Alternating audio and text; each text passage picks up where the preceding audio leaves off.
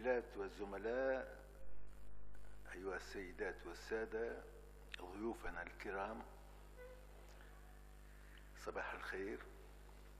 أرحب بكم في رحاب المجمع التونسي للعلوم والآداب والفنون بيت الحكمة، وأنا سعيد بصفة خاصة بافتتاح هذا التقديم لكتاب الأستاذ الدكتور رضا مبروك الذي نشره المجمع في المدة القليلة المنقضية. سعيد بهذه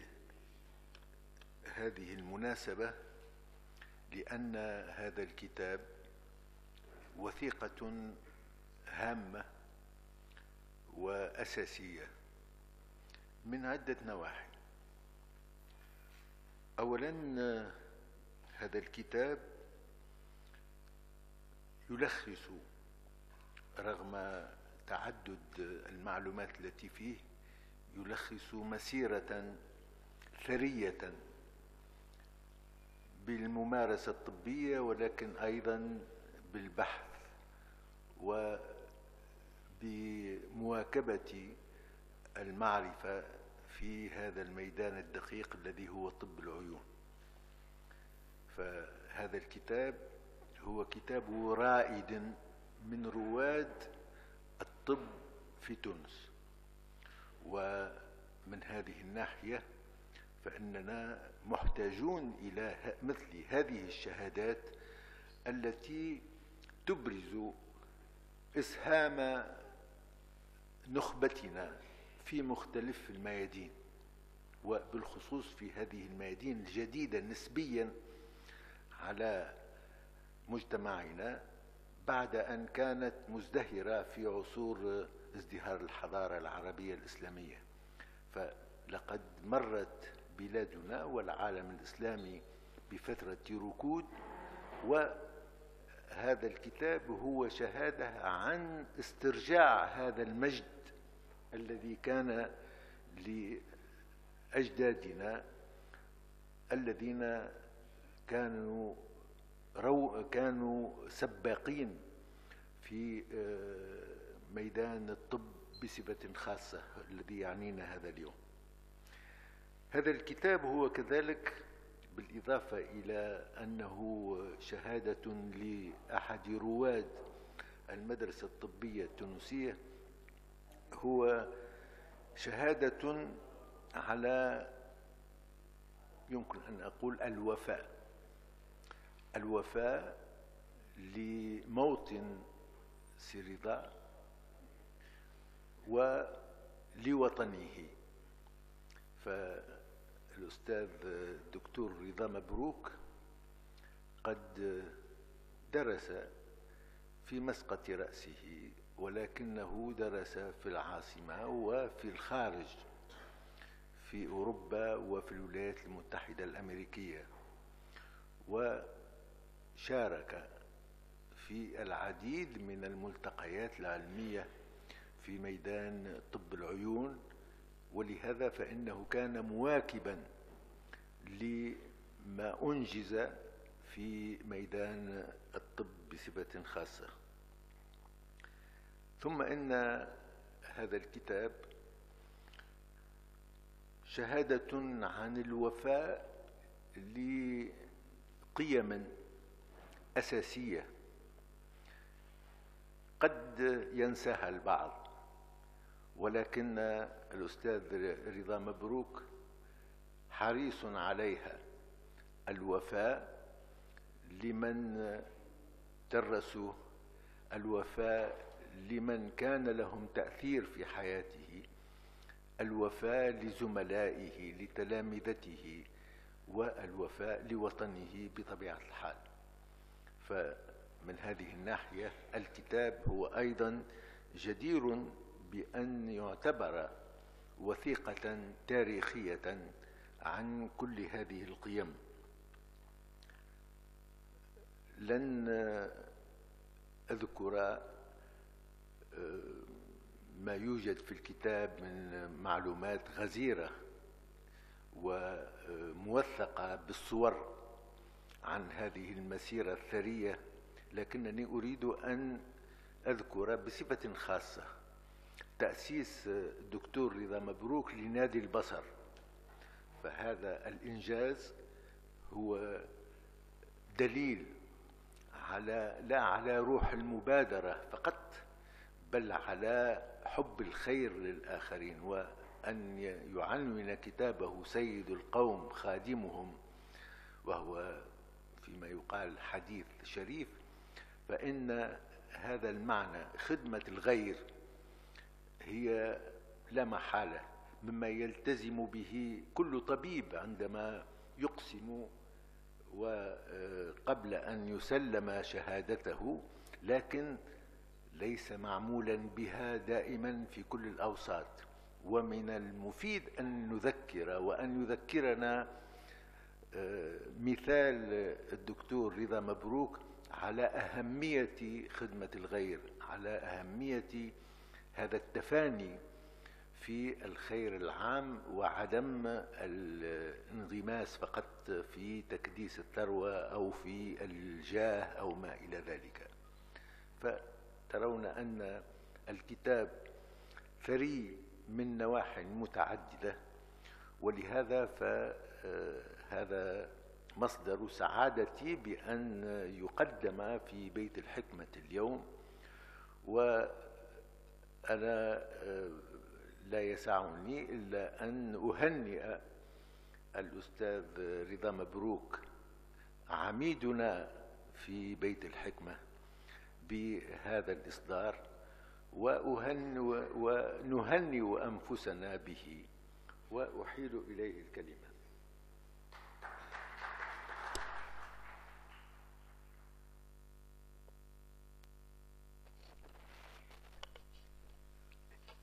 سيدي رئيس هذا المجمع، شكرا جزيلا لهذه الكلمات المنعشة.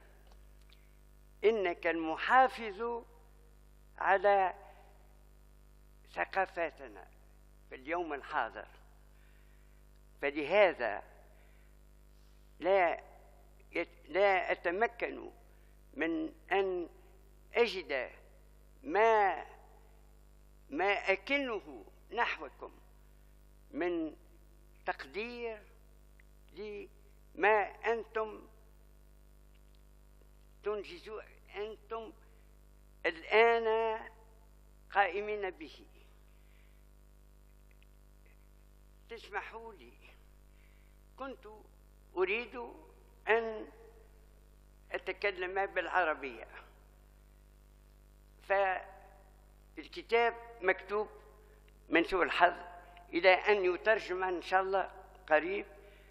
الآن هو مكتوب بالفرنسية، فلهذا اسمحوا لي أن أعبر ببعض الكلمات بالفرنسية لمن أراد أن يشاركنا اليوم في هذا الملتقى.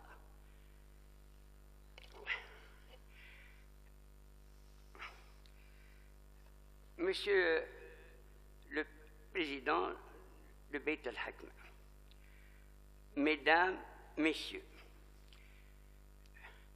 j'aimerais m'adresser à vous en disant jeunes de tout âge. Je ne fais pas de distinction. J'aurais dû dire et de tout sexe. Voilà un jeune centenaire qui vous dit aujourd'hui bienvenue à la Maison de la Sagesse pour écouter et échanger vos impressions sur la présentation du livre au service d'autrui. C'est un grand honneur pour moi. Comme je l'ai dit, j'ai pensé raisonnable de vous parler en la langue française.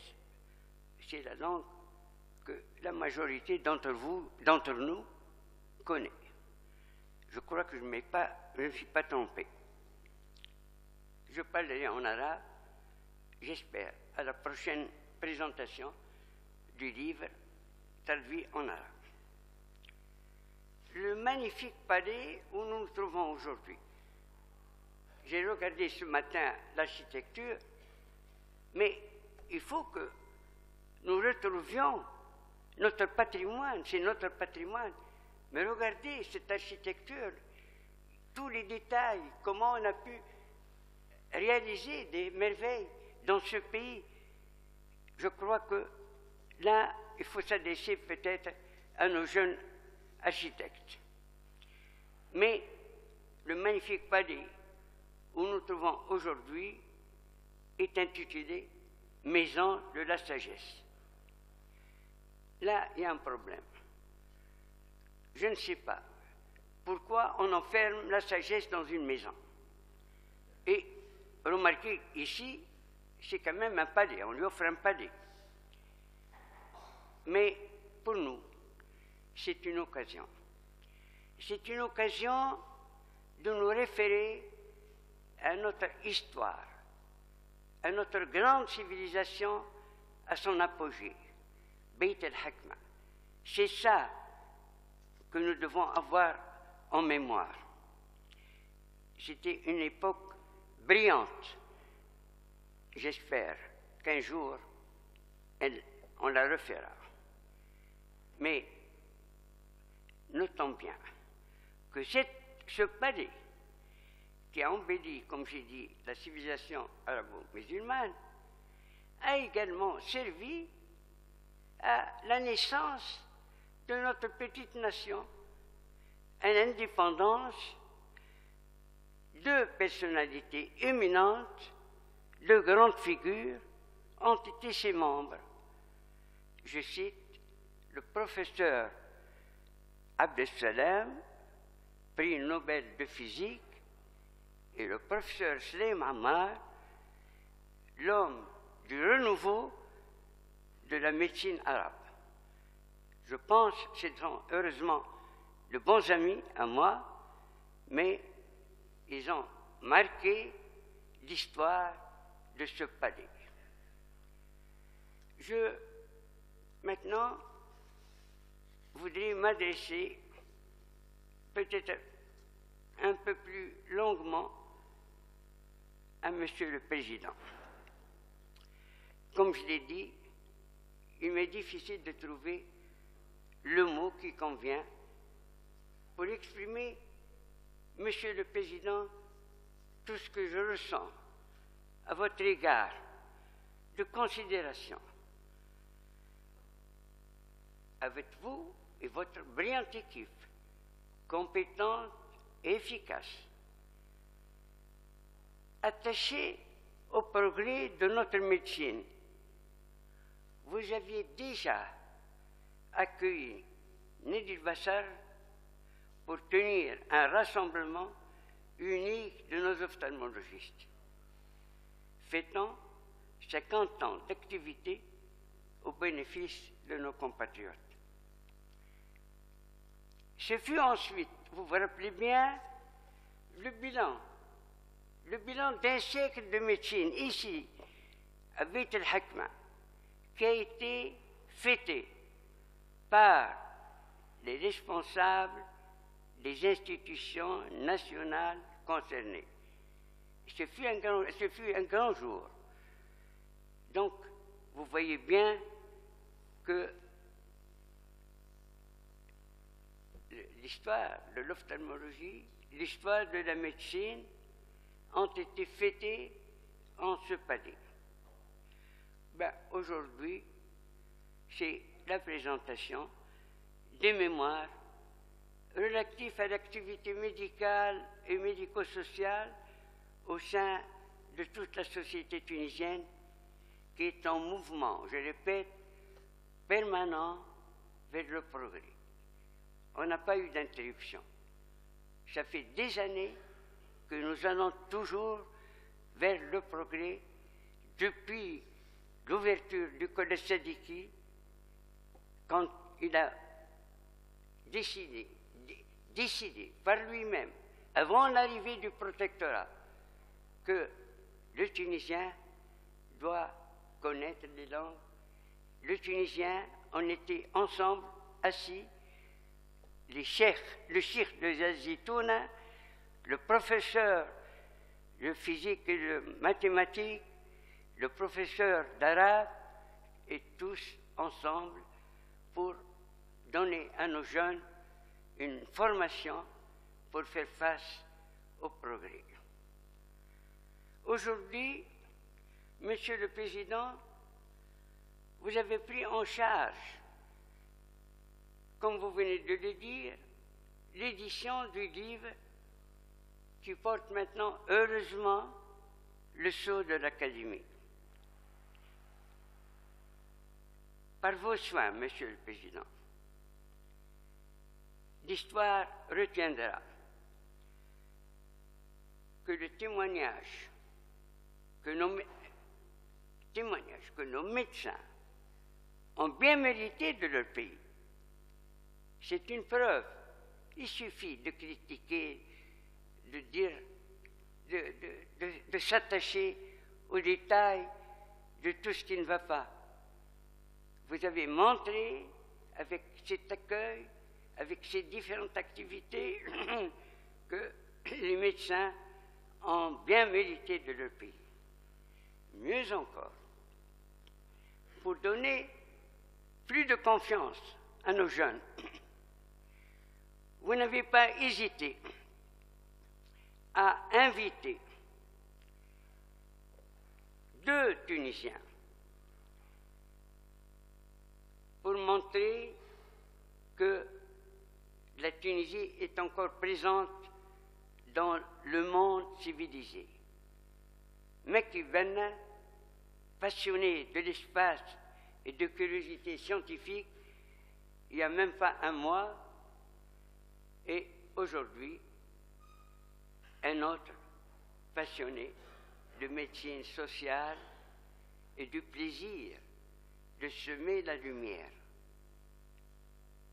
Vous avez ainsi, Monsieur le Président, démontré que le Tunisien est encore maître de son destin. Il n'y a pas de doute. Je continue en parlant à mes collègues, les académiciens. Je suis heureux de participer avec vous, mes collègues, aux initiatives utiles dans le domaine de la culture. Au service d'autrui, c'est simplement le vécu de l'un de vous qui a milité, je dis bien milité, contre le sous-développement dans ses activités hospitalières. Et le titre de livre fait appel à toutes les bonnes volontés pour s'opposer à l'égocentrisme triomphant, une forme nouvelle de l'élan vital de nos petits et des grands, encouragés hélas par les tentations mirifiques de ceux qui nous jalousent. Bien sûr, au service d'autrui, ce n'est pas ce qu'ils pensent. La rencontre d'aujourd'hui aussi est une rencontre spéciale. En effet, l'Organisation mondiale de la santé a décrété en octobre la fête du droit de voir. Les organisations mondiales, vous savez, leur rôle, c'est de décréter les fêtes, quitte après à voir ce qui se passe. Ils ont décrété, octobre, la journée du droit de voir. Eh bien, notre Académie, Monsieur le Président, en fêtant cette journée, même un peu tard, se met au niveau de toutes les académies sœurs.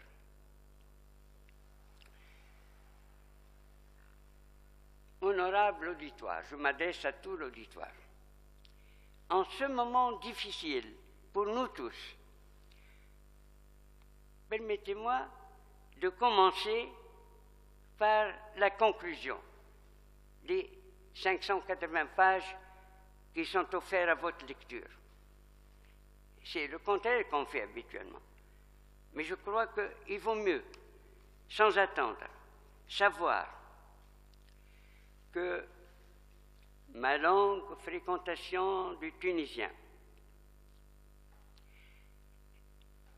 depuis l'écolier, l'étudiant, le stagiaire à l'hôpital, le médecin privé, la personne âgée, tout ce monde, eh bien, ils m'ont fait découvrir un trésor négligé, et je répète, négligé, d'intelligence et de capacité. Je parle du Tunisien, et je crois que vous êtes des Tunisiens. Et vous serez étonnés, messieurs, dames, d'apprendre que c'est bien ce qu'a découvert un prince allemand visitant notre pays en 1835, il y a 2 siècles. Il écrit « Autorisé de se rendre au cœur de toutes les régions. » Il dit « Je visite la tribu des Jlas et je me trouve dans un autre monde. » C'est un Allemand qui est connu, c'est un prince allemand.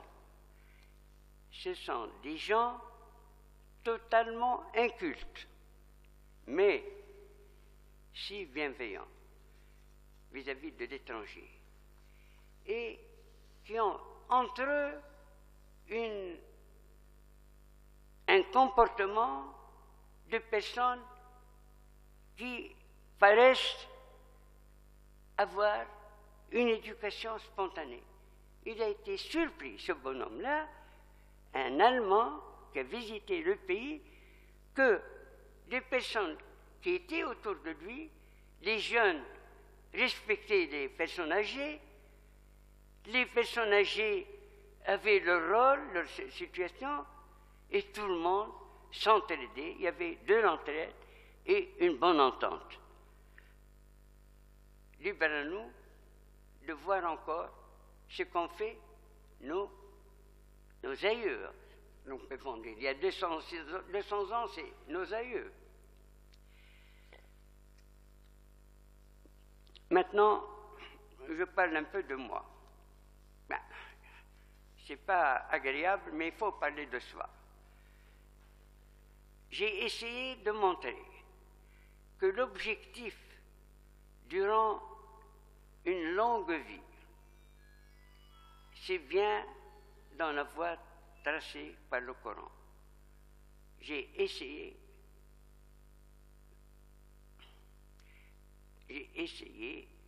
de tenter de déchirer le voile des obscurités qui nous aveuglent.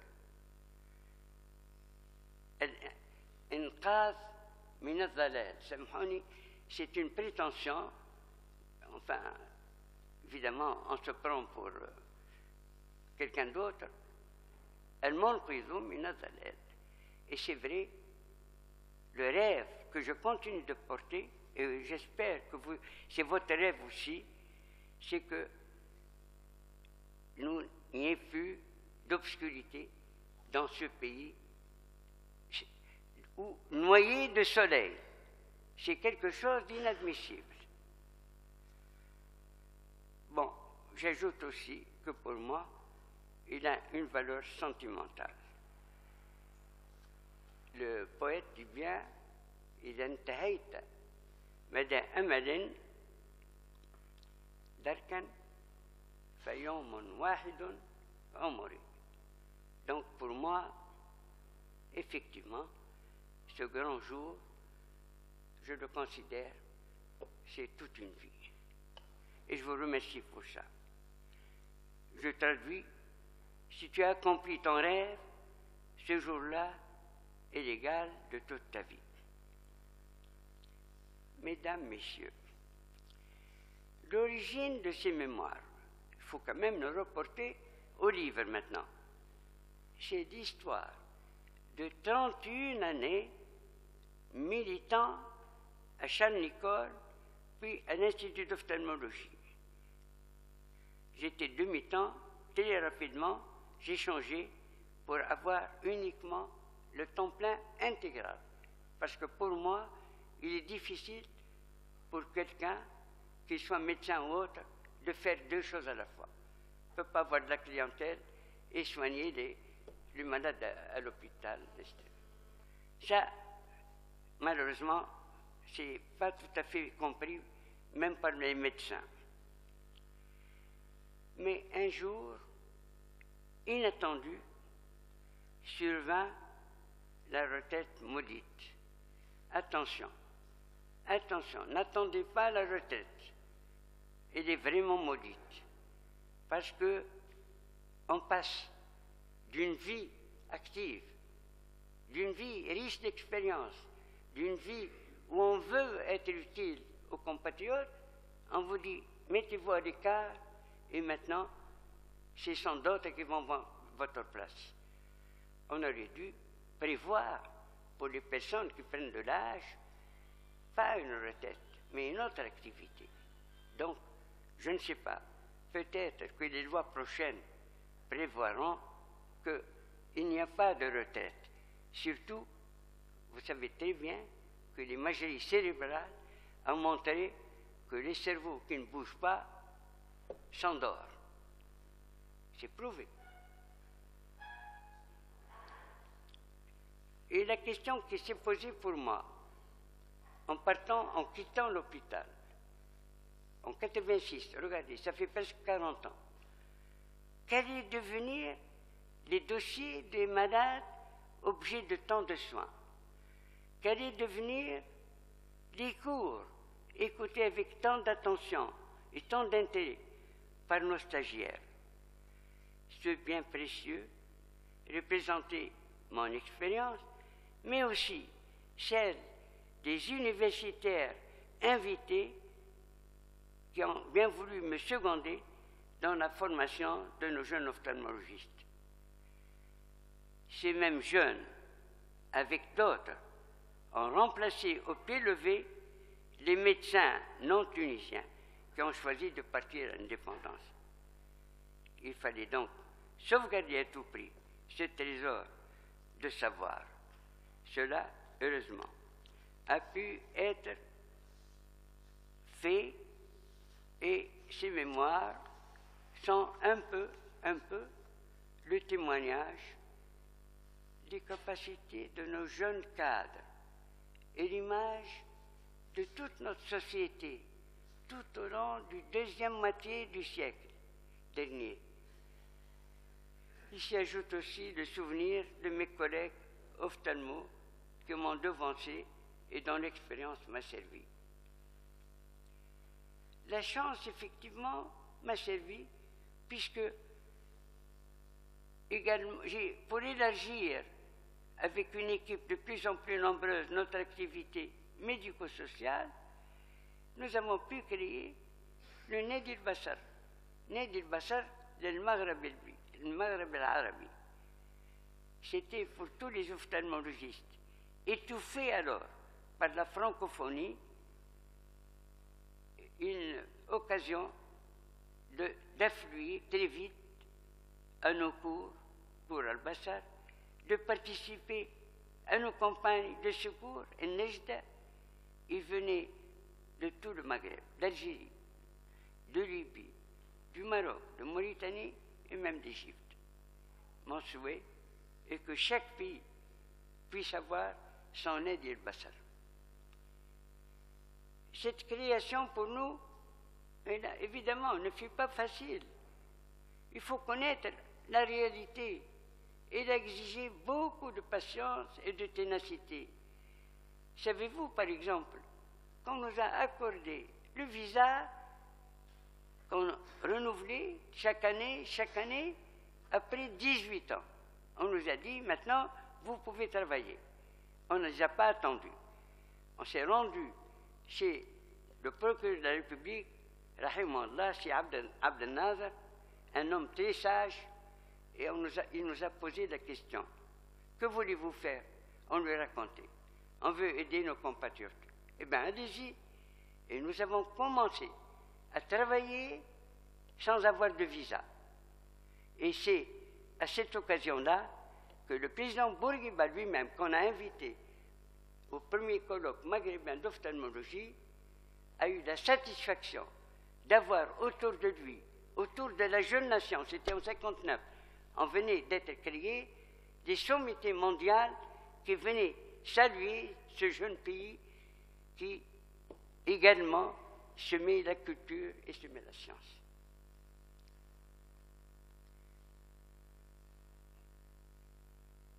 L'administration n'a pas tardé alors, quand elle a vu qu'on était déjà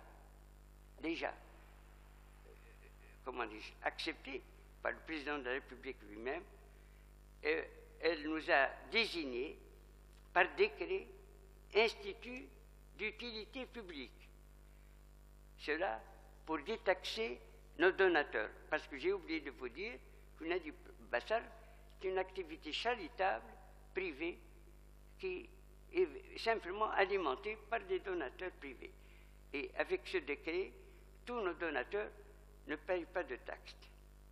Sur le plan international, notre ONG a été élue membre du comité de partenariat des organisations nationales. L'OMS et l'ONU ont elles-mêmes achevé brillamment notre reconnaissance internationale. Vous voyez que le Tunisien, quand il a le champ, quand il a l'environnement sain, combien il peut réaliser d'activités dignes d'un pays civilisé. Eh bien, nous avons donc acquis des droits, nous sommes bien fiers, puisque nous avons été reconnus représentant régional, Nadi Bassar, représentant régional de l'organisation mondiale intitulée Vision 2020. Eh bien, cette organisation, son but est l'éradication de la cécité dans le monde en 2020. Bon, il est peut-être allé un peu trop vite, on n'est pas malheureusement, on est loin encore d'éradiquer la cécité, mais il nous a imposé un devoir, c'est de commencer par nous. Et ça, c'est un problème qui se pose à tous nos ophtalmologistes, à tous nos médecins. Il faut s'orienter maintenant pour éradiquer la cécité chez nous. Maintenant, il y a une chose qu'on répète chaque fois. À chaque parole, à chaque occasion, on se plaint. Le petit Tunisie, bon, qu'est-ce qu'elle a? Elle n'a que des ressources humaines. On a l'air presque de nous plaindre. Mais cela signifie qu'on ne doutait pas déjà des capacités du Tunisien. Ce n'est pas d'aujourd'hui. Vous trouverez à la lecture des nombreuses pages que c'est bien vrai, c'est parfaitement vrai, et il faut simplement continuer à les améliorer par l'acquisition du savoir, ces ressources humaines. Elles sont là, comme j'ai dit, elles sont là, je répète, elles sont là totalement négligées. Et d'ailleurs, tout le monde sait comment ils sont accueillis dans le monde entier. Partout où vous allez aujourd'hui, un Tunisien qualifié est quelqu'un de valable, sauf dans son pays. Les chercheurs à la quête des facteurs de toute civilisation ont justement découvert que, et ça c'est très important pour nous, justement, que l'identité culturelle de tout pays, celle qui représente son autonomie et sa défense, est assurée à notre époque. Par quoi? Ce n'est pas par l'épée comme avant, ce n'est plus par la fusée comme maintenant les grandes puissances. Non, par l'acquisition du savoir. Un savoir par les enfants du pays, par son utilisation au profit des habitants du pays. Et c'est l'application de ces nouvelles connaissances au profit de toute notre population entière qui est le moteur du développement économique et social. Ce n'est pas l'inverse. Chaque fois qu'on parle des écoles qui ne sont pas en bon état, et j'ai eu l'occasion de parler avec un directeur du lycée, en lui parlant si on pouvait avoir un projet avec lui, il dit la première des choses, alimenter mon budget. Le directeur d'un lycée. Non. Eh bien, ces nouvelles connaissances au profit de la population entière, c'est le moteur du développement économique et social, et c'est ce que nous avons tenté de faire avec succès au sein du NADI. Je ne vais pas être long, mais je continue simplement en disant ceci. C'est bien cela qui taquinait mes études tout le long de mes études supérieures, mes longues études. J'avais faim d'apprendre, mais je n'avais nulle envie de garder pour moi-même cette richesse. Vous savez, si on devient savant, on devient savant. On reste chez soi, on écrit des livres, on est un grand savant. Et ça sert à quoi? Il faut que les autres essayent de débrouiller quelque chose dans ce que vous avez dit. Oh, ils disent, voilà, monsieur Untel est un grand homme, il a découvert telle chose. Ce n'est pas ça. Aujourd'hui, je parle aujourd'hui. Il faut avoir, enfin, j'avais faim d'apprendre, mais heureusement, survint l'indépendance, cela m'a décidé de rentrer chez moi après 15 années d'absence. Et pour mes collègues, j'étais porteur aussi de l'ophtalmologie moderne qui venait de faire un bond en avant étonnant. Vous savez que une des choses que je note simplement, quand je suis arrivé, on parlait que des handicapés, tout le monde était handicapé. Et même une fois une réunion au sein du ministère, le ministre de la Santé lui-même nous a réunis pour parler de la santé oculaire et il a cité les handicapés. Mais je me suis posé la question, monsieur le ministre, est-ce que c'est sérieux, est-ce que vous dites qui est-ce qui n'est pas handicapé? Le moteur est handicapé, je ne sais pas moi, le digestif handicapé. Mais tout le monde a besoin de quelque chose. Ce sont simplement des gens qui ont besoin, c'est des déficients visuels. Ce sont des gens qui ont besoin d'être rééduqués. Et c'est notre chance d'avoir commencé, et c'est celle qu'on va décoller tout à l'heure, à former des rééducateurs, des rééducatrices de déficients visuels.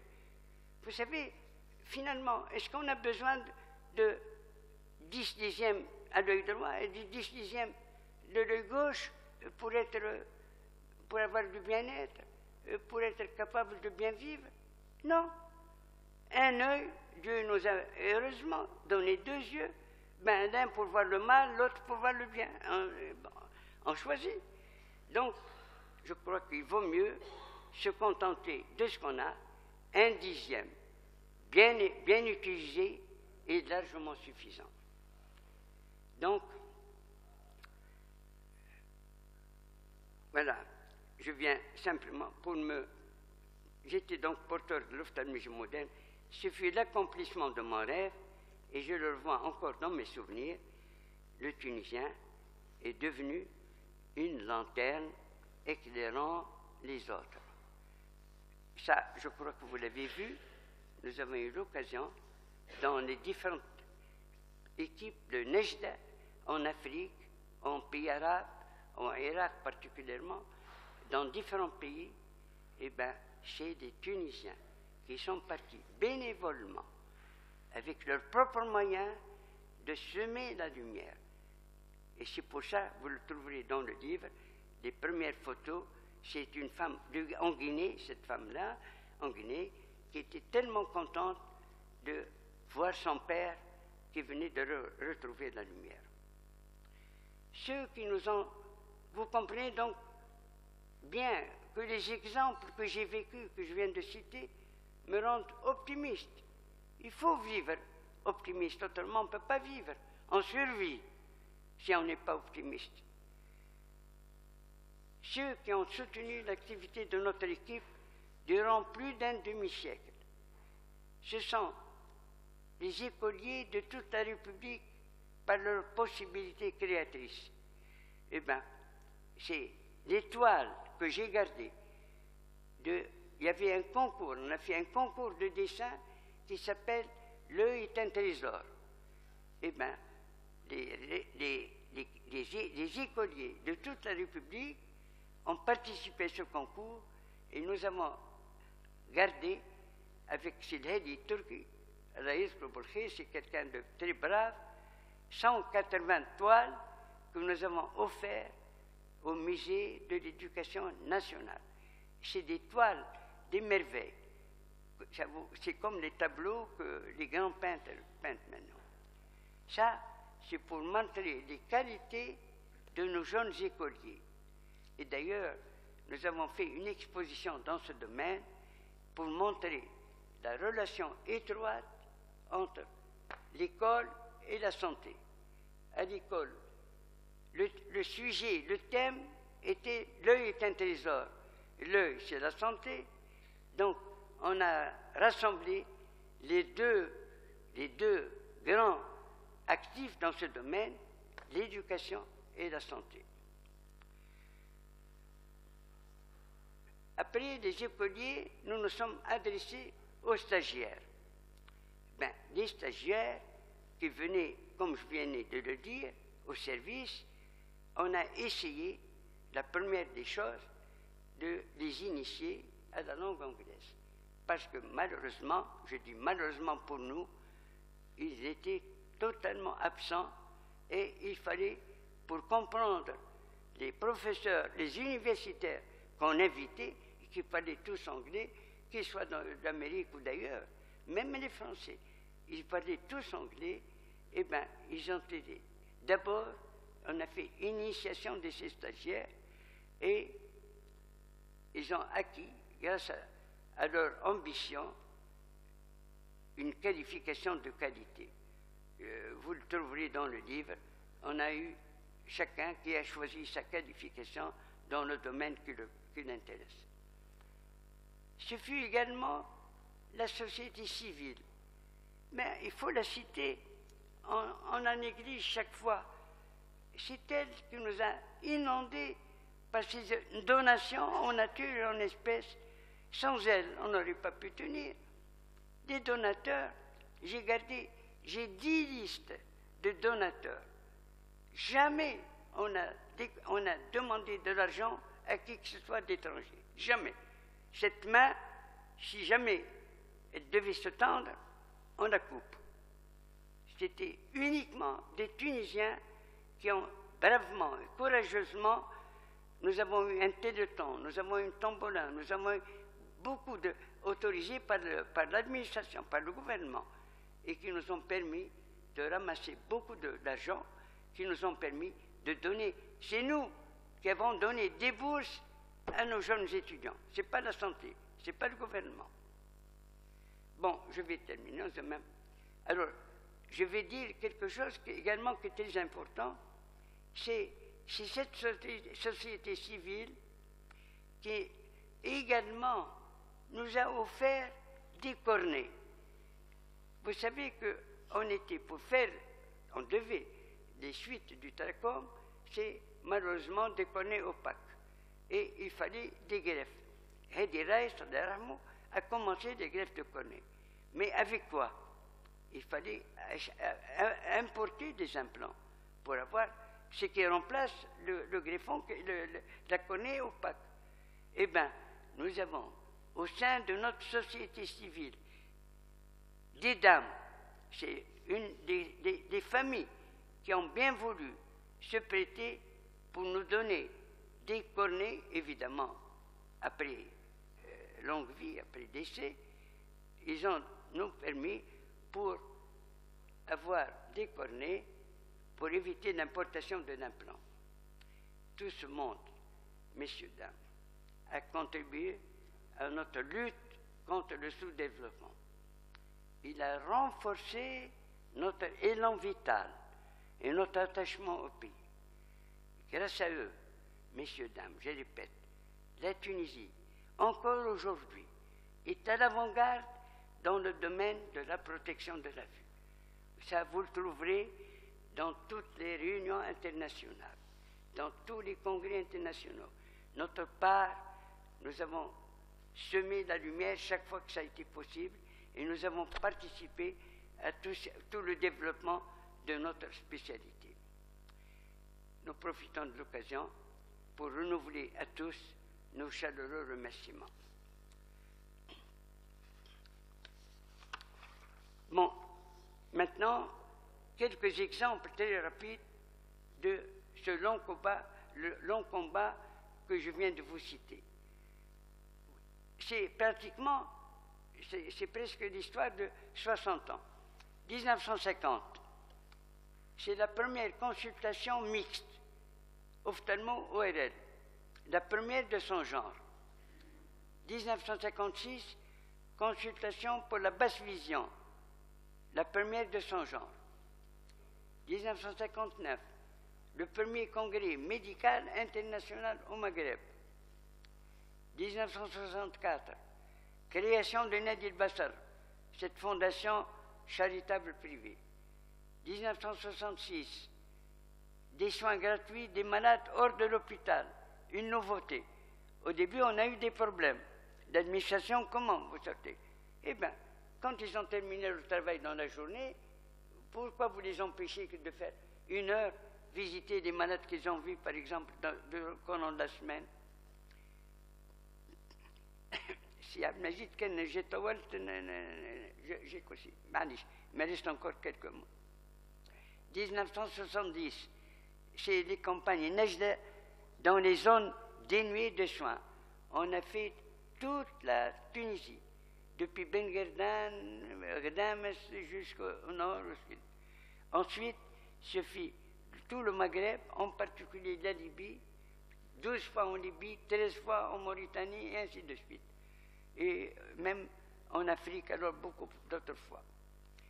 1975, la coopération internationale, c'est des organisations internationales, HOP, comme son nom l'indique, et Orbis, qui sont venus et sur le terrain, ils nous ont aidés à former nos cadres. Et je répète ici, ce n'est pas seulement les médecins, on a formé des infirmiers. C'est ça qui est très important. On ne peut pas marcher tout seul. Le médecin travaille toujours avec les infirmiers. 1980, organisation du 7e congrès afro-asiatique qui a été également une très grande réunion. En 1986, organisation à Monastir d'une branche du congrès international d'ophtalmologie que se tient à Chicago. J'ai oublié de dire que à l'occasion du 7e congrès afro-asiatique, nous avons eu un invité d'honneur, le fameux Nelson Mandela. Et je me rappelle, je lui avais posé une question indiscrète, je lui ai dit, mais comment faites-vous, avez-vous fait pour redonner de la vie à des gens qui étaient éloignés de la vie? Comment les Noirs peuvent... Alors, il s'est mis à rire, il m'a dit, mais mon ami, moi je suis noir, c'est pas ma faute. Et le destin m'a fait noir. Mais j'ai voulu que également mes compatriotes participent à la vie. Eh bien, le destin aussi m'a donné une intelligence. Je l'ai utilisée. Voilà le résultat. Alors je termine. En 1988, ce fut un grand congrès qui a réuni plus de 560 participants, très important. C'est la Société internationale d'histoire de la médecine. En 2000, on a commencé un concours de dessin des écoliers, comme je viens de vous le dire. En 2002, inauguration de l'Institut des sciences visuelles. Là, c'est une initiative du professeur Abdeslam. Il nous a dit, c'est bien ce que vous faites, mais combien vous êtes un peu nombre. La première des choses, si vous voulez étendre votre activité, il faut d'abord former les formateurs. Eh bien, c'est lui qui a été l'initiateur de l'Institut des sciences visuelles. Je vais vous dire que ça s'est arrêté un moment, mais nous allons le reprendre. En 2004, l'UNEDI, représentant régional de 2020, en 2015, grâce à Siab Najid, qui nous a accueillis ici, le cinquantenaire du NED, 2016, le prix de recherche en ophtalmologie, et 2018, la fête du droit de voir. Ça, c'est une liste un peu de ce combat. Tout ce qui précède, mesdames, messieurs, mes chers collègues, vous le trouverez en détail dans le livre. Vous êtes, je crois, convaincus maintenant de la capacité du Tunisien. Un bon exemple, un environnement sain et satisfaisant le rendent capable de réaliser des merveilles. Il faut avoir ça en tête. Ça suffit. Vous savez qu'il y a des livres, il y a plein de livres, j'en ai au moins 2 ou 3, des historiens et des sociologues qui sont connus, qui sont allés jusqu'à dire, en mettant en cause la mentalité du Tunisien. Qu'est-ce que vous voulez? Il y a quelqu'un qui a dit, mais vous savez, ils sont des éternels soumis. Ils ont été sur les Ottomans, ils ont été sur les Français, ils ont été... Il n'y a rien à faire. Un autre, il dit, il n'y a rien à faire, ils sont en dehors de la civilisation. Je crois qu'il faut prouver le contraire. Il suffit de leur montrer maintenant, il faut leur montrer qu'ils se trompent totalement. Il suffit de copier des autres, mesdames, messieurs.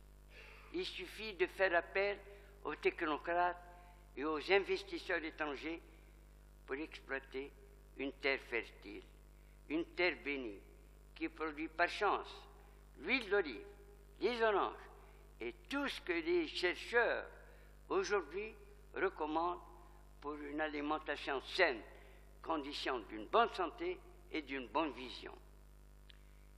Les mémoires montrent bien que nous sommes capables d'aller de l'avant, mais progressivement, comme beaucoup de nations. Le passé, d'ailleurs, est témoin. Bon, le climat dans le monde physique et mental a beaucoup changé. On ne peut rien faire, ce n'est pas notre faute. Chez nous, malheureusement, il y a eu la sécheresse de la terre, mais on craint aussi qu'il y ait eu la sécheresse des cœurs, je crois. On a séché pas seulement physiquement, mais même mentalement.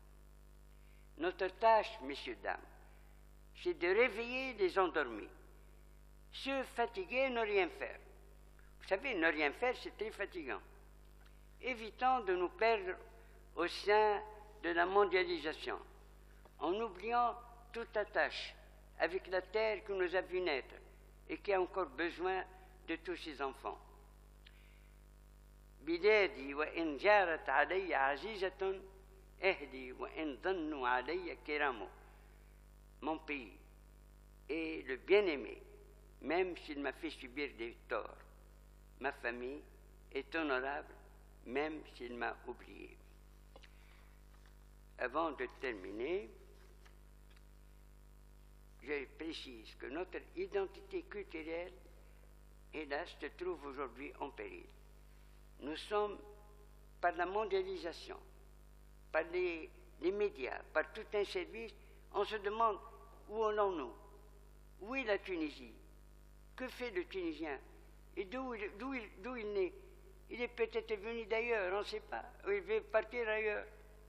Nous sommes les seuls capables, nous, les académiciens, mes chers collègues, nous sommes les seuls capables de la défendre, cette identité, et de lui rendre sa juste place. Ne sommes-nous pas comptés parmi les élites? avec des gens de bonne volonté. Éloignons-nous des malfaiteurs et des soi-disant amis. Il faut évidemment beaucoup d'efforts, il faut beaucoup de courage. Aux qualités déjà citées, ajoutons que le Tunisien aussi a déjà montré du courage. Laissez-moi me souvenir, moi j'étais étudiant au collège Sadiki le 9 avril 1938. Avec mes camarades, on a eu le courage de protester contre l'emprisonnement de notre maître vénéré. On a réussi à le libérer, Adel Belhouane. Tout le monde aussi continue à citer avec fierté les martyrs de Bizerte. Ce fut des courageux qui se sont sacrifiés pour libérer leur pays. Retroussons nos manches pour que nos fils, nos descendants se préparent à reconstruire ce pays qui date des siècles avant l'ère actuelle. Savez-vous que la Tunisie n'est pas née en l'an 2000? L'an 2000, c'est l'an de Jésus. La Tunisie a vécu déjà des siècles avant. Pour finir, voici une nouvelle qui nous réconforte. Des étudiants désireux d'améliorer leur avenir, des enseignants prêts à les aider. Je ne sais pas si elle est là, Madame Zohra. Zohra, est-ce qu'elle est là? Je ne sais pas. Enfin, on a invité. Elle est là, Fatma. Manish, enfin, elle est professeure d'optique à Esprit. Elle a accepté. Pourquoi je veux la citer? Il faut citer les noms parce que c'est des gens actifs. Elle a dit, je suis disposé à aider votre initiative de recommencer l'Institut des sciences de la vision. Alors, j'ai dit qu'il y a donc des étudiants, il y a des enseignants. Zohra Belakhdar, je ne sais pas. Alors, nous allons donc réouvrir cet institut, l'ISV, Institut supérieur des sciences de la vision, initié par Abdeslam, qui, Dieu, avec l'aide de Dieu, ouvrira ses portes en octobre prochain. C'est la journée mondiale du droit de voir. Ainsi, revit un autre homme, une autre figure de l'histoire de notre civilisation, c'est Ibn al-Haytham, qui a été le premier initiateur, il y a plus de 10 siècles, du rôle primordial des sciences de la vision. Vous savez, imaginez un peu une économie, un développement sans vision. Je ne sais pas qu'est-ce que ça donne. Cet institut, malheureusement, avait été inauguré officiellement en 2002. On s'est arrêté là. Pour terminer, je crois, il y a je me rappelle une chose, un petit poème. إذا أصبحت الحالة محرجة ولا حرجة قف عندها وتأمل. Chaque fois que la situation devient critique, le sage nous conseille de nous arrêter pour mieux nous concentrer. C'est pourquoi, du haut de cette tribune, je fais appel à vous tous pour nous lever ensemble et témoigner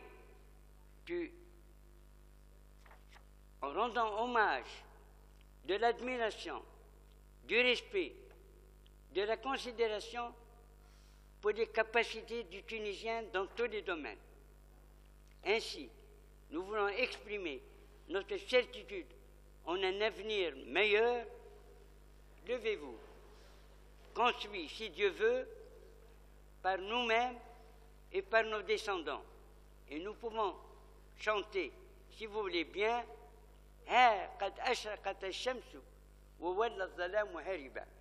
le soleil, voilà qui se lève et l'obscurité s'achève. Merci, mes frères.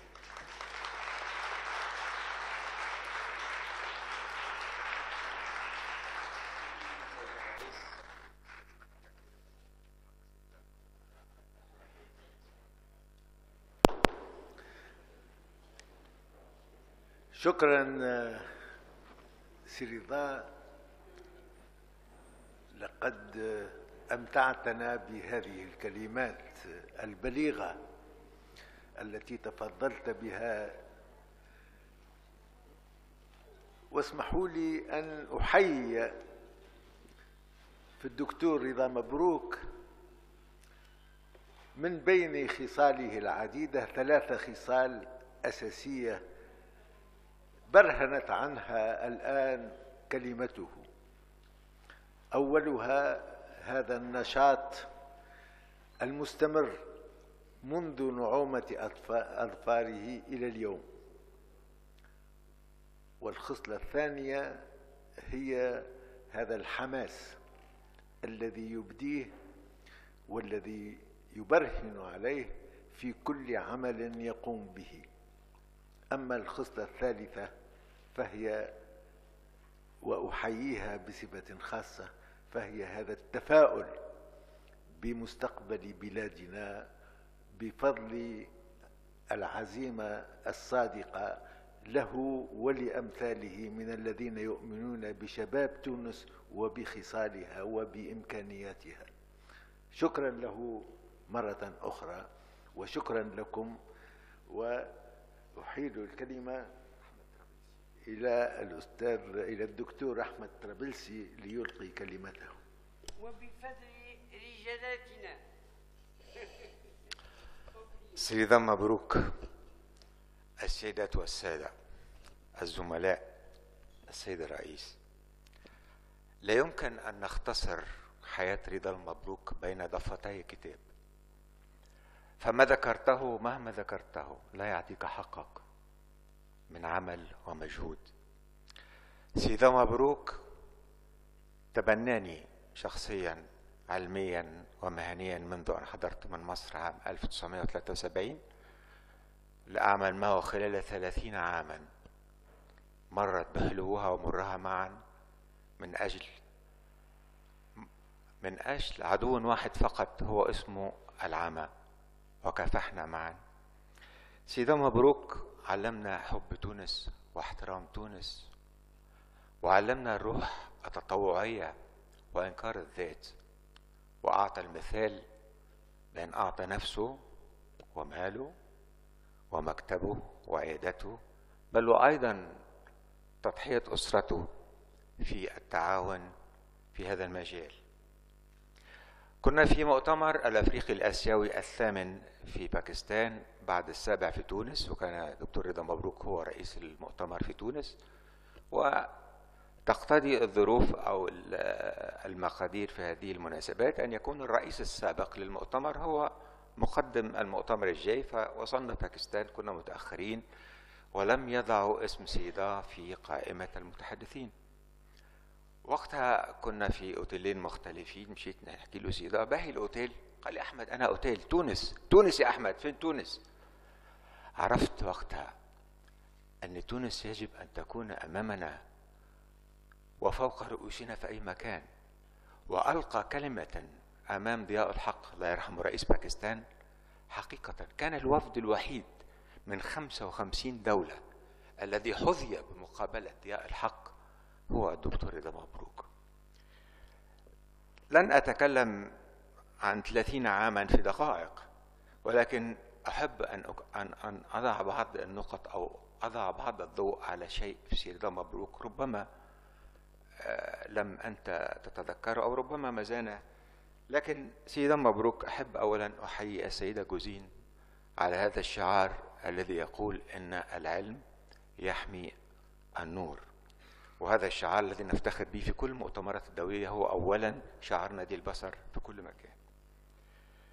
الشيء الثاني اللي أحب أقوله، سيدنا مبروك هي ست الكل.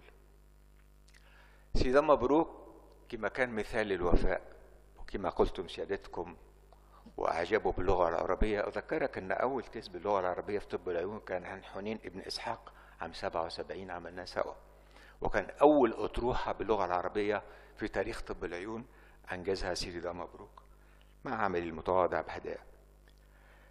استعنت في كتابك ببعض الآيات القرآنية، وأنا الآن أقول لك بسم الله الرحمن الرحيم.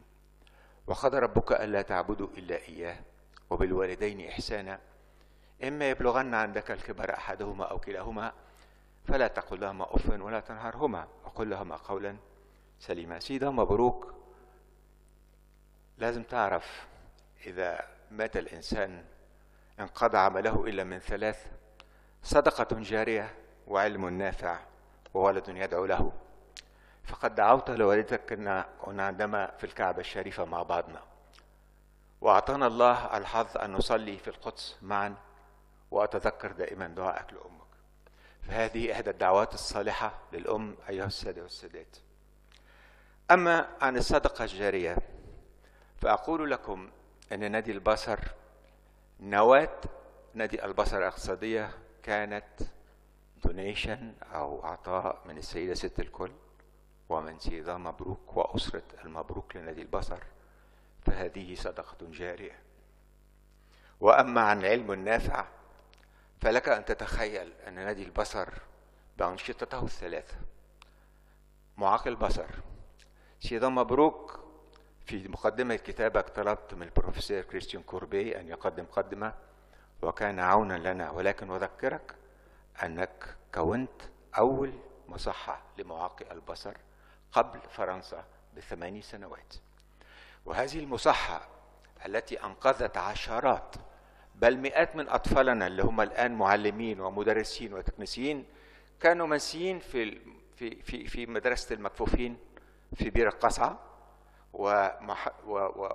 ومصحة معاق البصر استطاعت أن تؤهلهم ويندمجوا في المجتمع كإنسان منتج وليس متلقي لرعاية من الحكومة. فكم من هؤلاء تكونوا بفضل السيدة ست الكل رحمها الله.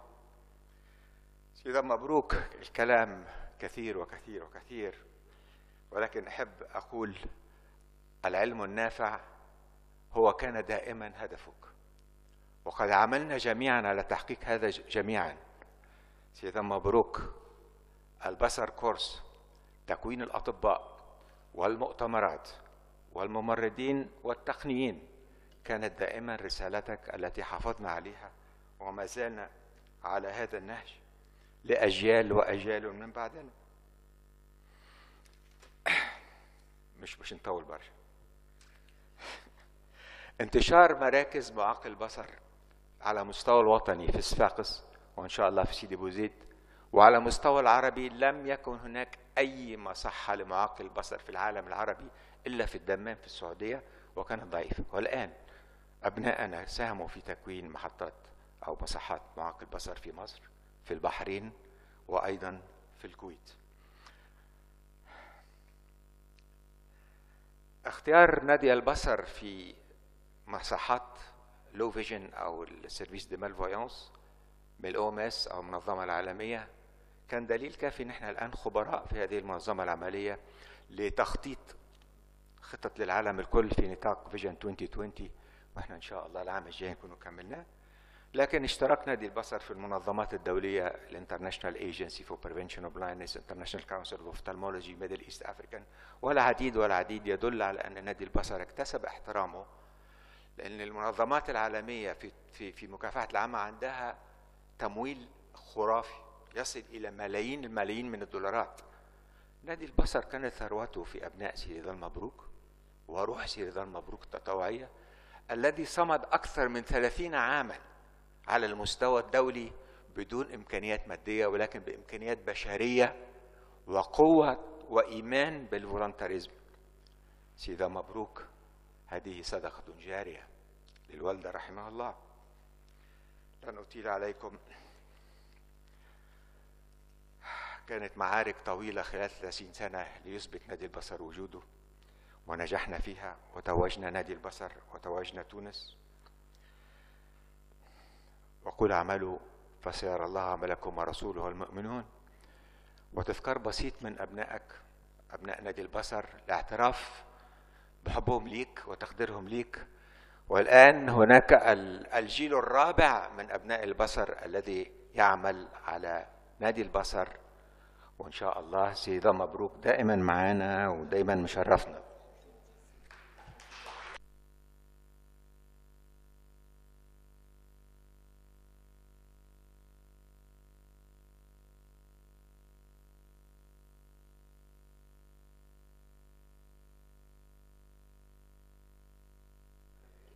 شكرا للدكتور طرابلسي على هذه الشهادة، هذه المساهمة، وشكرا لنادي البصر على هذه الهدية للدكتور رضا مبروك. هل هناك من يريد أن يأخذ الكلمة؟ تفضل يا فاطمة، تفضل.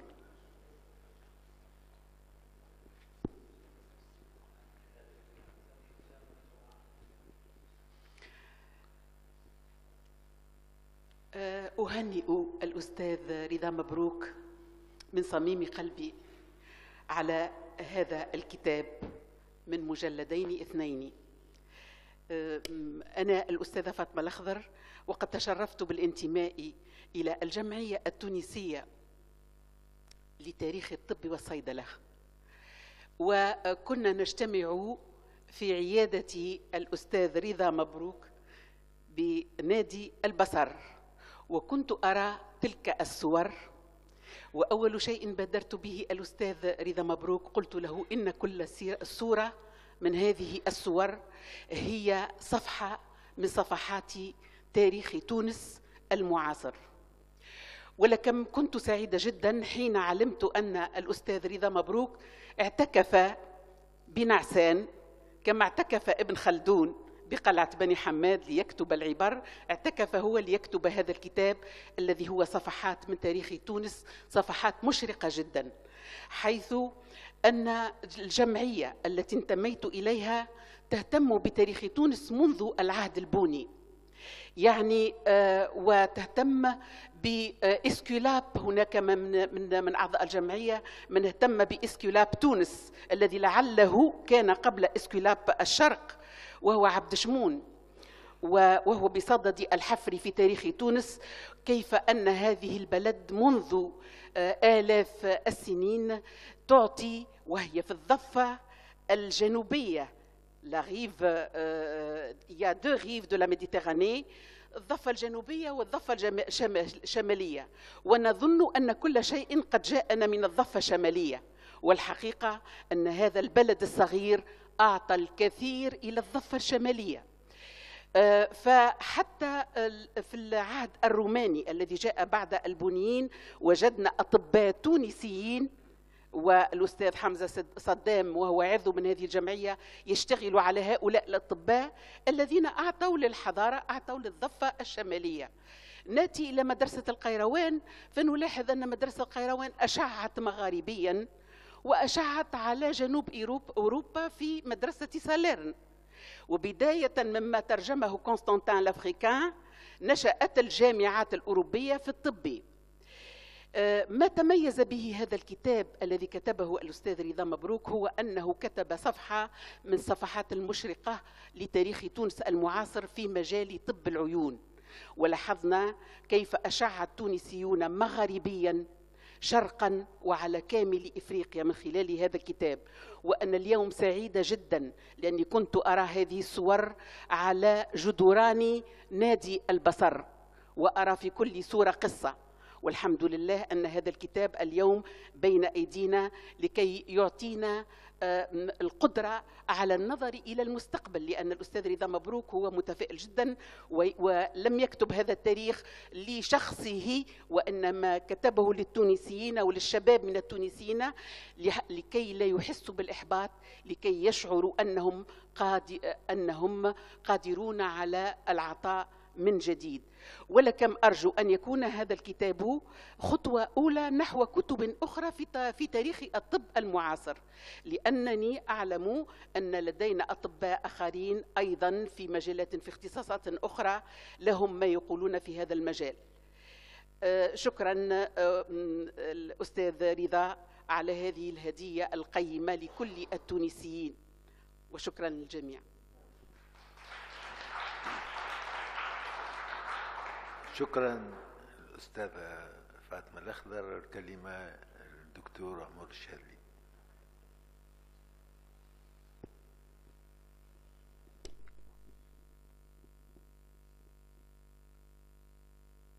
Monsieur le Président, Mesdames, Mesdemoiselles, Messieurs,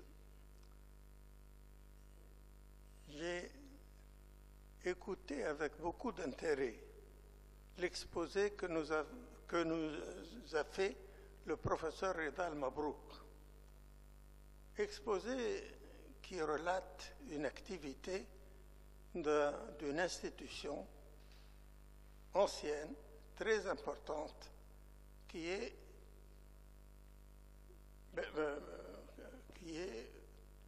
l'institution qu'il a créée, c'est-à-dire Nadi al-Basar. Cette activité a donné des résultats essentiels. Je dois dire, je voudrais rappeler donc quelques souvenirs de jeunesse. À une époque déterminée, nous avons assisté au décès du père Mabrouk, M. Mohamed el-Mabrouk.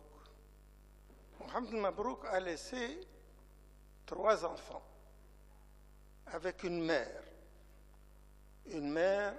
qui se distinguait par des qualités humaines et essentiellement une intelligence et une croyance en l'éducation, croyance au progrès.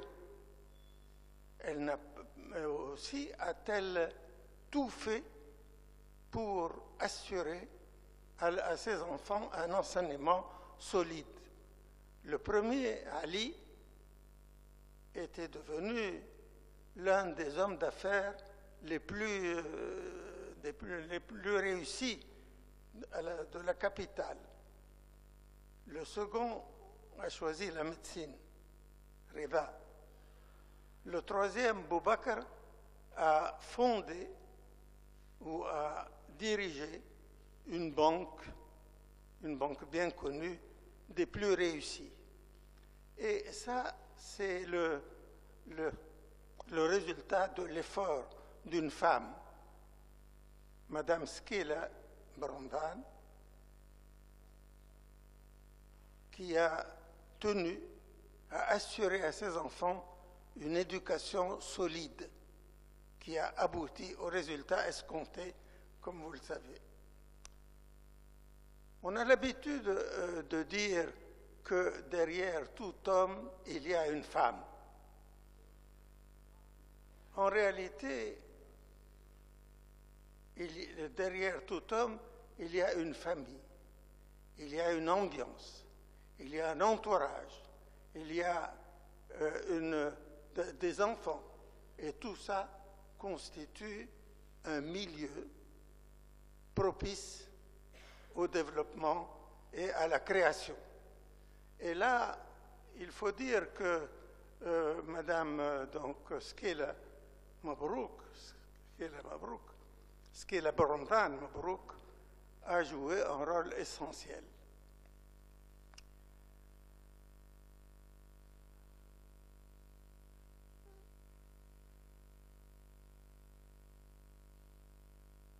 Il convient également de rappeler que la médecine arabe a joué un rôle très important et Bayt al-Hikma, Nadi al-Basar en particulier, a joué un rôle essentiel à la fois en Tunisie par la diffusion de connaissances médicales d'une façon générale et de la science et du savoir en particulier.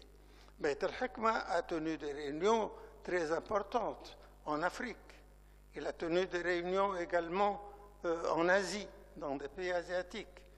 Et le résultat en a été très satisfaisant.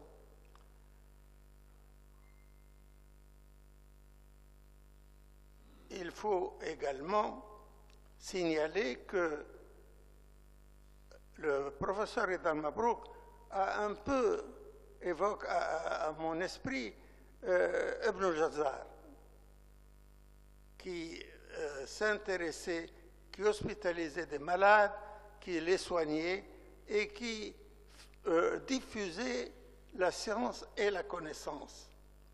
Ibn al-Jazar a laissé des ouvrages très importants, comme vous le savez, Zaid al-Musafir,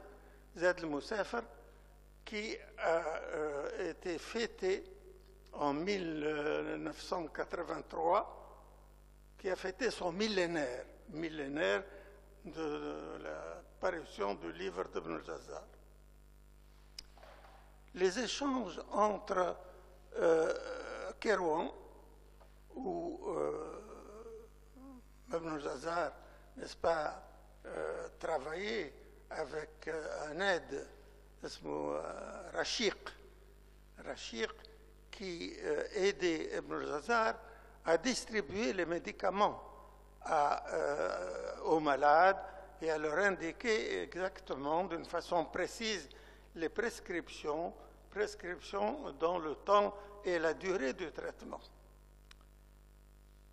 Les ouvrages d'Ibn al-Jazar étaient diffusés un peu partout. Ils étaient diffusés en Occident arabe, c'est-à-dire en Andalousie. Les médecins andalous connaissaient très bien les œuvres d'Ibn al-Jazar et la réciproque était vraie.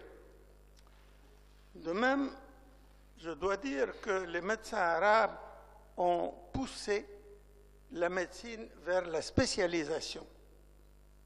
Et c'est ainsi que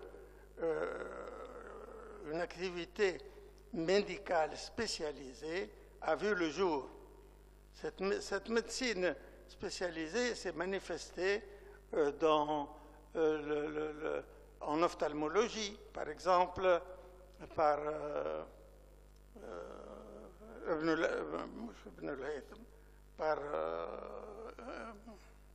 en tout cas, en ophtalmologie d'une façon particulière et en médecine en général. Ibn al-Jazar aidait ses malades, soignait ses malades lui-même. Et les savants, à l'époque, les ulama, qui étaient des médecins d'ailleurs, les ulama payaient, contribuaient aux moyens, à augmenter les moyens de Bimaristan, on les appelait le Mustashfayat. Et on peut dire que la notion des hôpitaux a été au début lancée par la médecine arabe, par les médecins arabes. Voilà un peu quelques souvenirs de jeunesse que je voulais rappeler. Et je dois dire que ces souvenirs que je relate, eh bien, ont apporté un résultat efficient et efficace. Le docteur Edal Mabrouk a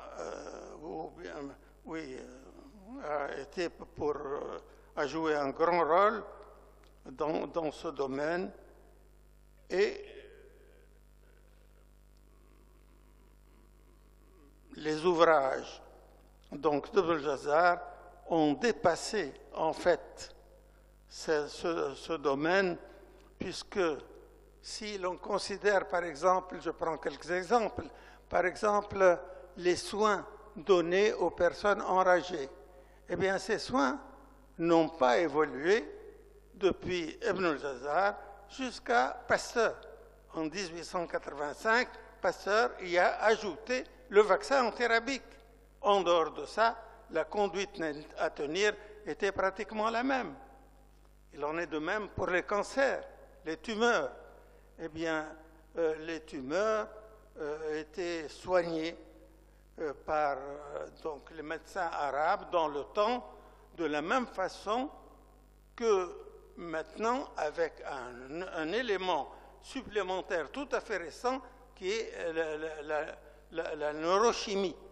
Ce qui est apparu depuis, c'est la neurochimie qui maintenant a permis de faire progresser les connaissances dans ce domaine. De même, les Arabes ont secoué les poussières des esprits de certains médecins occidentaux, tels que, par exemple, sur les idées qui étaient ancrées dans les esprits, les idées de Galien. Les Arabes ont poussé les recherches et dans ce cas-là, ils ont sûrement effectué des vérifications anatomiques pour pouvoir expliquer la circulation du sang, par exemple. La circulation du sang a été imaginée par Galien et les médecins occidentaux n'ont rien fait pour essayer de secouer, n'est-ce pas, ces idées préconçues et qui ne se basaient sur absolument aucune réalité, puisque les Arabes, médecins arabes anciens, se sont posé des questions.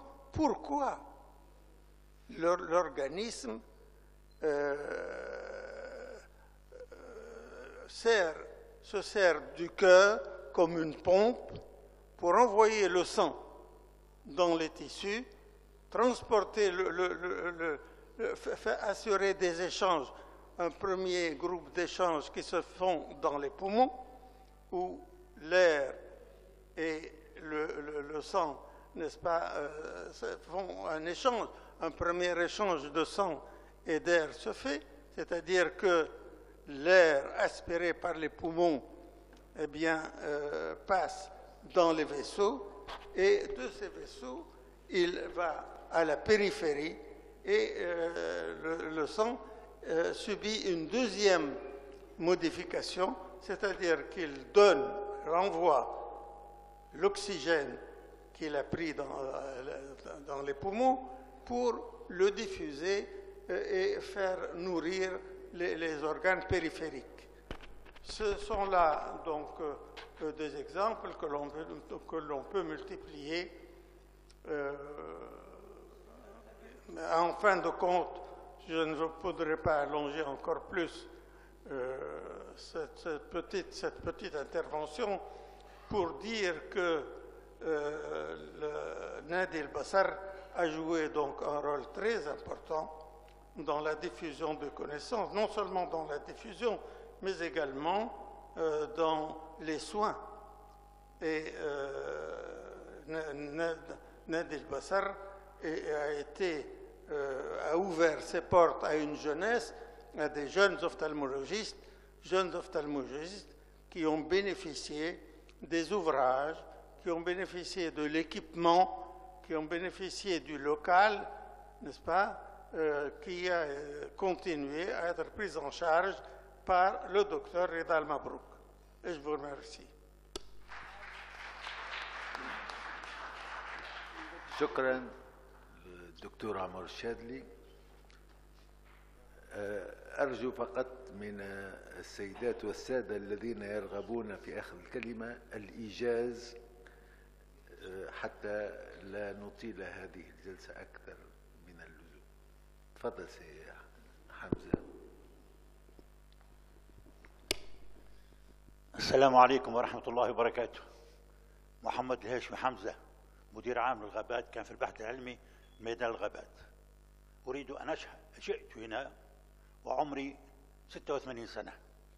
أنا عرفت سي رضا كصديق من مهدية، من عائلة مبروك، أخي سي علي رحمه الله وسي مبروك رحمه الله، وعرفته كأستاذ في طب العيون في مستشفى شارنيكول، وعرفته كأستاذ كرئيس اللجنة أشرفت على أعطاء إجازة في الطب لولدي ابني بسام حمزة. جئت من تونس رغم اعتراض زوجتي. اعترضتني، قالت لا تذهب لأنك نبصرك. أنا أريد أن أشهد. قبل 3 سنوات صار لي عطب في عيني في المهدية. أردت كل شيء مع وجه. جاء ابني بسام يوم جمعة، قالت له أمه إن أبوك له عطب في عينه. في الحال يوم الاثنين حملني إلى تونس وقدمني إلى الأستاذ سيبوعسيدة وعملوا تزريقة في عيني، لأني ما أصاب عيني، صاب عيني يعني هنا عرق عن فيسو كاد أن ينفلق. فماذا فعلوا؟ استعملوا دواء يستعملونه لعلاج السرطان. هذا الدواء أي يجعل السرطان. تعرف أن السرطان يتغذى بعروق، وهذا الدواء السرطاني هو يغسل، يمنع العرق من تغذية السرطان، وهذا دواء استعملوه في الطب العيون. فهذه التزريقة كأن كاد جلست على المائدة ويقول بعصيدة لا أظن أنه شاهد معنا، قال شاهد إلى ابن بسام: ما شهدت أبدا واحدا لم ينعج أبدا من هذه التزريقة. وكنت عندئذ أقرأ وأنا أحفظ القرآن، وكنت عندئذ أقرأ سورة الأنعام، فلم أتحرك. في اليوم التالي رجع لي بصر، العرق الذي كان ينفلت وكان ينفلق وكان يتقطع رجع برحمة من الله. أنا أريد أن أشهد الشهادة هذا يعني، والحمد لله لو ما رجع هذا العرق ما كنت حاضرا معكم. جئت وأسوق مدة 3 سنوات، رجع لي بصري وأصبحت أسوق، ورغم اعتراضي زوجتي جئت إلى هنا. ماذا أقول؟ لأن رب سبحانه وتعالى يقول أن السمع والبصر أولئك كان عنه مسؤولا.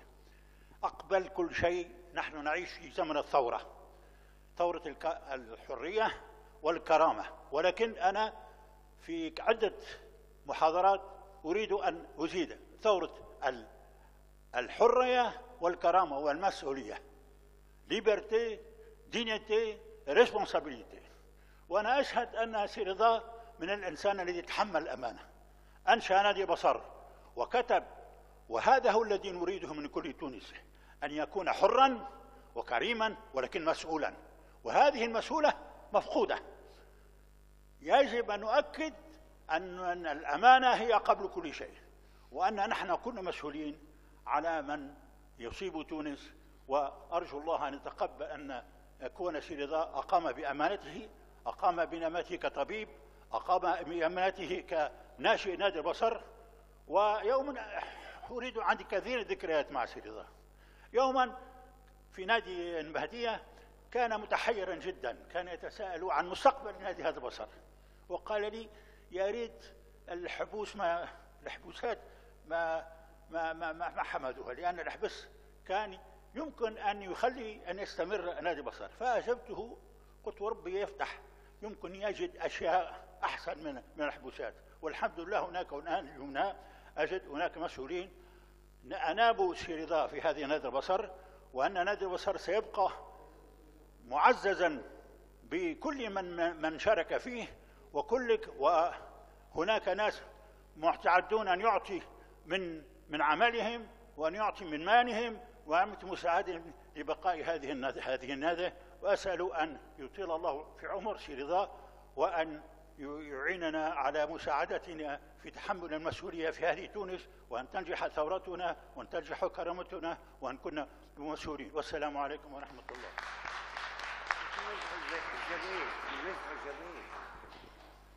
أنا جوائز مش مسؤول.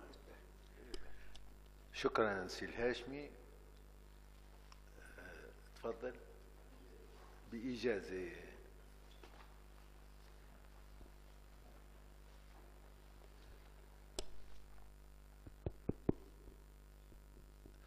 Monsieur le Président, Dr Rida Mabrouk, je ne sais pas si vous vous souvenez de moi, Jilani Bouhafa. C'est juste un petit témoignage. J'étais joueur de tennis et en 79, j'étais à Londres dans une compétition, c'était pas Wimbledon, c'était une compétition moyenne. Je suis monté à la volée, j'ai reçu une balle en plein l'œil, à une vitesse. La balle de tennis va jusqu'à 200-300 km/h. Donc j'ai perdu la vision pendant quelques secondes et on m'a emmené dans une clinique proche de Wimbledon, c'était l'époque Wimbledon Junior. Et là, je rentre, bon, je ne parlais pas très bien l'anglais, je rencontre un médecin et je lui dis, je suis tunisien. Et tout de suite, il me dit, la Tunisie, l'Afrique. Il m'a cité uniquement le nom de l'Africain Idi Amin, je ne sais pas qui. Ensuite, il m'a parlé du docteur Rida Mabrouk. À l'époque, je ne connaissais pas le docteur Rida Mabrouk. Donc pour lui, l'Afrique, la Tunisie, l'Afrique c'était un autre président africain et une autre sommité, c'était docteur Rida Mabrouk. Ça. Ensuite, le hasard a fait que j'ai connu par la suite docteur Rida Mabrouk, à part ses qualités de médecine et ses qualités humanitaires, c'est un fervent. Je suis avocat et j'ai dû connaître docteur Rida Mabrouk. Il a affronté tous les ministères, la municipalité de Tunis, le ministère de l'équipement, le maire, le gouverneur, parce qu'il y avait un chantier juste à côté de sa villa, sa superbe villa historique. Donc je ne vous dis pas les rapports et les écrits de Dr Rida Mabrouk. En cette circonstance, c'est un grand hommage que je lui rends personnellement et je suis un peu surpris de ne pas voir ici des universitaires, des jeunes médecins, des opticiens, des jeunes, je parle, c'est un public trop limité pour une sommité comme docteur Rida Mabrouk. Je ne sais pas si c'est un problème de communication. Bon, je n'ai rien à voir avec la médecine, mais je suis venu voir et rendre hommage au docteur Rida Ali Mabrouk. Une proposition, j'aimerais bien que Beit al-Hikma ou les instances de ce pays rendent hommage au docteur par au moins la nomination d'une avenue, d'une place importante pendant qu'il est parmi nous. Et c'est un grand hommage que je lui rends. Voilà, merci.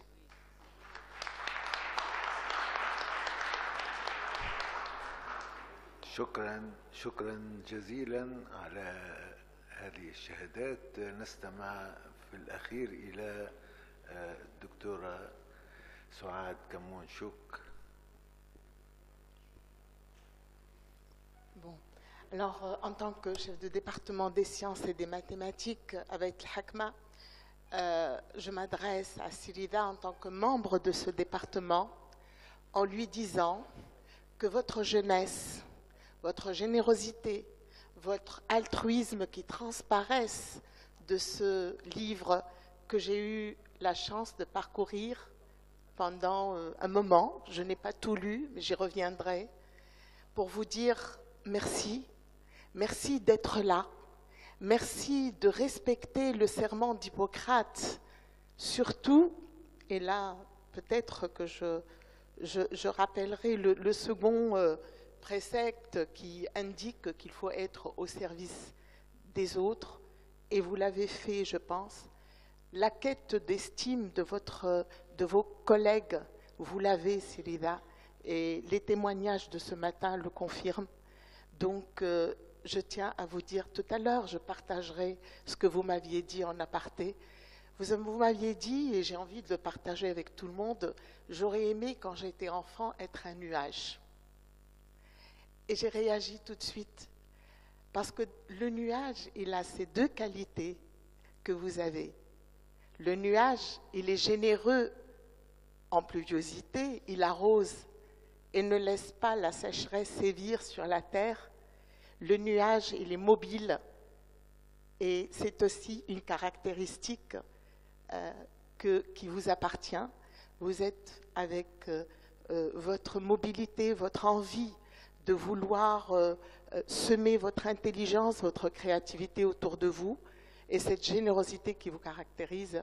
Vous avez marqué un moment de la vie de notre pays et tout le monde le reconnaît aujourd'hui.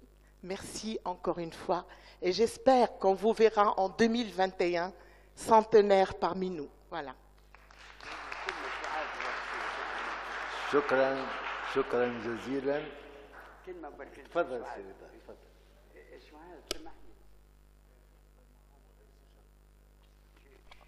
Je m'excuse, je vous désigne par votre prénom. Vous avez montré ce que j'ai oublié de dire, le rôle des femmes. Je le dois. Je ne serai pas là pour deux raisons. Celle qui m'a vu naître, c'est ma mère. Mais elle m'a toujours aidé, cette école.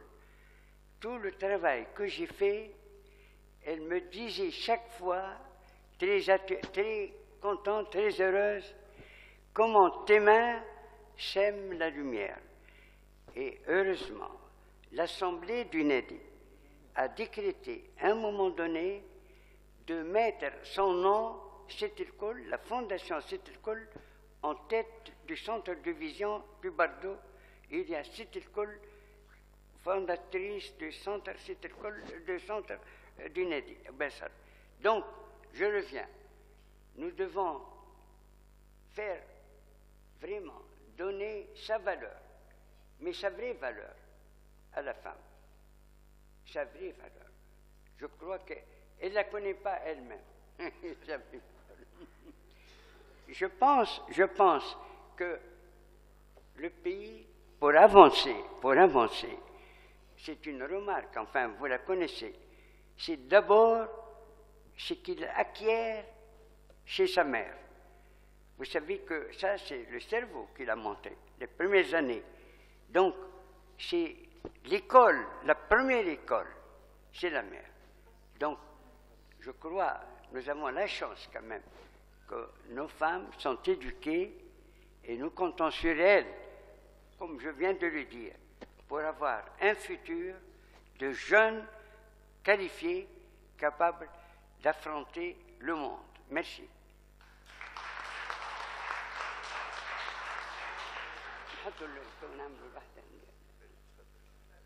Ah oui. Maintenant, si vous voulez bien, on va... nous sommes obligés quand même, enfin obligés, nous avons pensé que c'était quand même nécessaire de distinguer, de donner quelques personnes qui sont distinguées, des citer. Mais pour les citer, on a fait une petite médaille. Et je commence par, évidemment, mon voisin, et je peux dire mon frère, c'est Abdel Majid. C'est Amour. نجم شي تعطي السي عبد المجيد لا ديكوراسيون. تفضل تفضل سي عمر. تركب هيك ولا رجعت هيك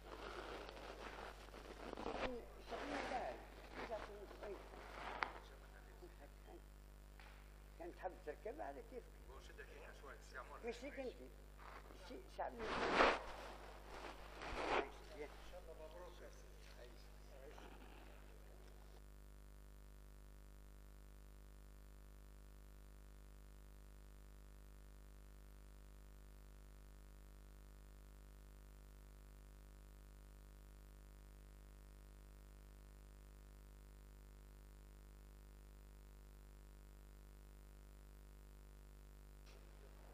يمكن يتم voyage, je crois qu'il est en voyage. C'est ça là. Ça là, je me gêne, on les mettra à leur disposition, ils sont à leur disposition. نخليهم peut-être ici, c'est عبد المجيد. Mais, ok, c'est فكري عبيد qui représente, علاش هذوما على خاطر c'est des personnes qui nous ont permis de faire ce que nous voulons faire, c'est-à-dire, comme vous avez entendu, être utile à nos compatriotes. Et je crois que le meilleur exemple, vous l'avez su, vous l'avez vu. Je connais هذا. نوين فين نوين ايش انا ايش نوين شاد ايش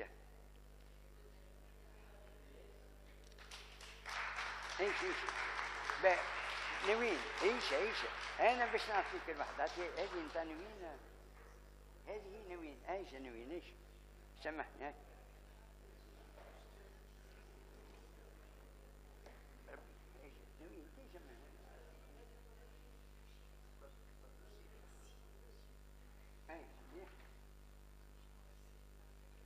mérité. نوين الشاذلي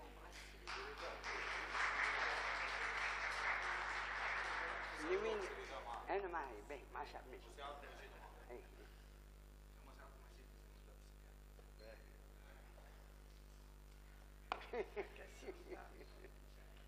حطها كيف أنا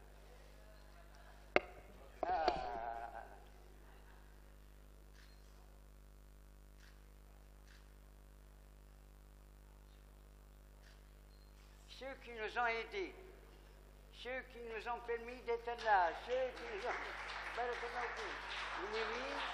Oui, c'est la trésorière du NEDI pendant 35 ans. Sans elle, on serait débiteur. شكون آخر معنا؟ سيدي ذا قل لي شكون يعرفها روضة ما كايناش. روضة بن يعقوب. ما عرفوهاش؟ معليش. كان تعرفوا روضة بن يعقوب a été la première jeune médecin, elle avait 22 ans, elle avait 23 ans, qui s'est occupée de la rééducation des malvoyants en 1956. Vous voyez que la Tunisie, regarde, 1956, la rééducation des malvoyants, c'est Roda Ben Yacoub. On garde son choix. Merci. شو نفعت معنا؟ يعطيك الصحة. شكري المتجدد وتهنئتي للدكتور رضا مبروك، وأدعوكم الآن إلى حفل استقبال بسيط في القاعة المجاورة.